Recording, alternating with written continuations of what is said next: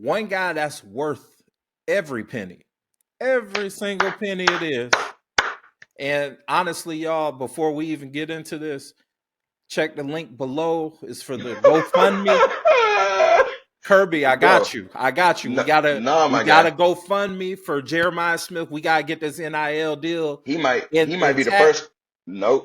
We gotta go ahead and clear that up. We gotta Hey, get him up out of there. But he's on the Tebow track. We building this man a statue. I promise you. man, He's Jesus, getting one, my man. boy. Yeah. Now, Jeremiah Smith, wide receiver for Ohio State, had a hell of a season. Shout out to him. Young man from South Florida. Yes. I don't know how Miami didn't get him, but they didn't. Hey, his season. What, 76 break it down catches, 76 catches, break it down for the people. 1,300 yards receiving and 15 touchdowns. That's a really, really good season. Not just for a freshman, but just a player overall. Period. If Georgia had that, we would be cooking. Yeah. We would have been cooking. But yeah. It is what it is. But that brings us true to freshman at that. True freshman. Exactly. True freshman. Y'all so got for we 2 still more got years another minimum. 2 years. We got another 2 years. Love y'all, it. so. Love it here. Yeah. And then gonna have we're replacing his running mate next year with the number 1 wide receiver. Come on, Chris Henry. Come get some of this love. Yeah, we gotta break this up, man. We gotta get Brian Hartline. One more time. Shout out to Brian Hartline. One more time. We gotta get him out of here. But I say those stats and I say all this to present this question to you, Dave. Yep. Jeremiah Smith's freshman year this year, was that the greatest freshman season ever? It's up there, Adrian. Okay. You got to give it the respect that it's due. He definitely walked in on campus and was the best receiver in the nation from day one. Mm-hmm. From play one, day one of game one, I'm the best player at my position, coach. And then went on to dominate the season and be like, not only at my position, I'm just the best player, period. Yeah. If you could give the Heisman to a freshman, which I think they should. Multiple times. They have. But we'll talk about it. I'll talk about it. Okay, right. That's what I'll say. It's harder nowadays, but I feel like he is definitely deserving of it. All time, you have to mention his names with some of the players who come to mind.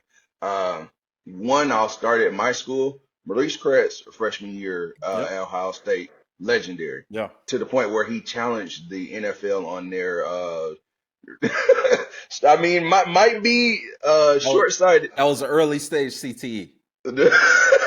Might have been a little short-sighted, but you couldn't argue with what he did walking on the campus his freshman year and dominance. Number 28 for Oklahoma, Adrian Peterson. Walked on to the field, and hey, you got to see about me. It's not just rumors. It's true. I am 6'2", 225, and will run you over or run by you. So there's a number of guys who have walked onto the field and proven that, hey, I am ready right now. So I cannot say Jeremiah. I cannot be a recency bias and just say Jeremiah is the greatest of all time because we've had so many great players. But he ain't far behind. I'll put you on the spot. What's the greatest freshman season that you can think of? Because I got one for you, but I want to hear your opinion because you named some good examples. I can't go past Adrian Peterson, man. Okay. Just because I played the running back. Like in my age, I had never seen that before. Right. Heard all the talk, and that Oklahoma team wasn't uber talented. They didn't just have dogs like that. So he rejuvenated that. Bob Stoops, he had a great run while Adrian was there. So that's gonna be my pick right there. I got you. I got a couple to throw out there. Okay. Famous Jameis, his freshman year Florida at Florida State. Yes, sir. Won the Heisman and national championship game. So shout out to him. Johnny Football, another Heisman Trophy winner as a redshirt freshman. He did his thing.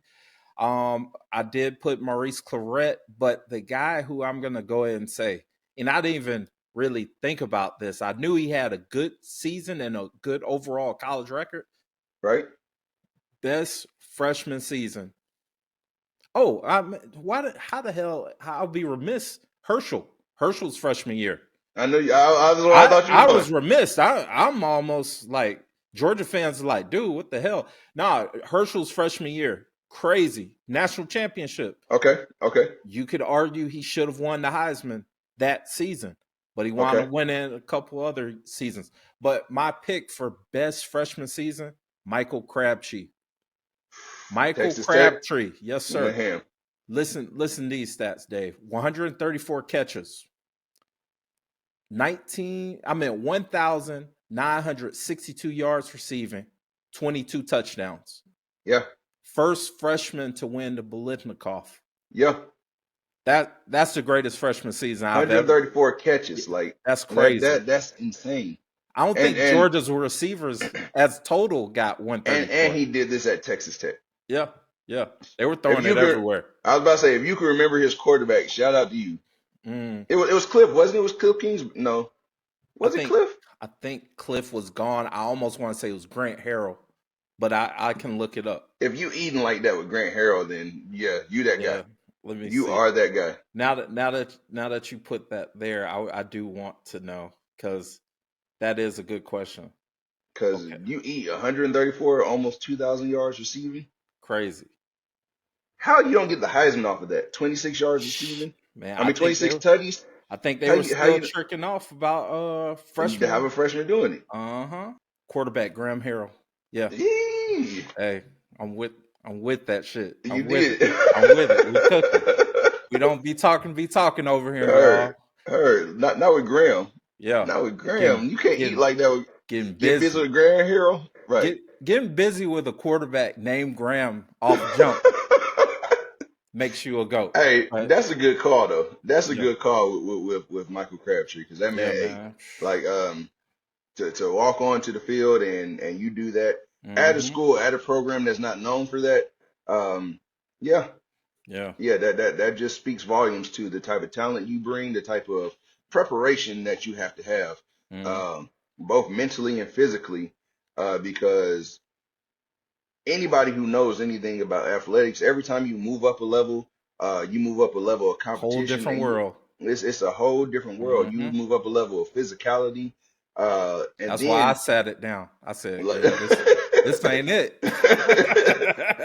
And on top of that, once you put about 3 or 4 games on film, you become a target. Like guys want to know for real. So they take it personal when you're competing. Not letting no freshman come in here and I'm a junior in the program. I've been on ESPN and all exactly. that. You getting all this shine. Let me shut that down. So yeah, definitely shout out to Michael Crabtree. Shout out to King Crab, man. Yeah, I'm telling you. Yeah. If you haven't already, like, comment, subscribe, and of course look us up on socials at SuplexDinnerClub. And be sure to check out our other projects. We talk college football on Dogs versus All Y'all. That's a weekly college football podcast where we don't just talk about the Georgia Bulldogs. We talk about all things college football.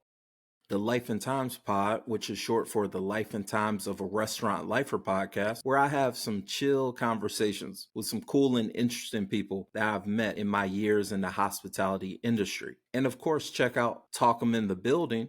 That's a pro wrestling podcast where we solely focus on the promo. We talk about the talkers, we hype the hype man, and we pontificate on the promo.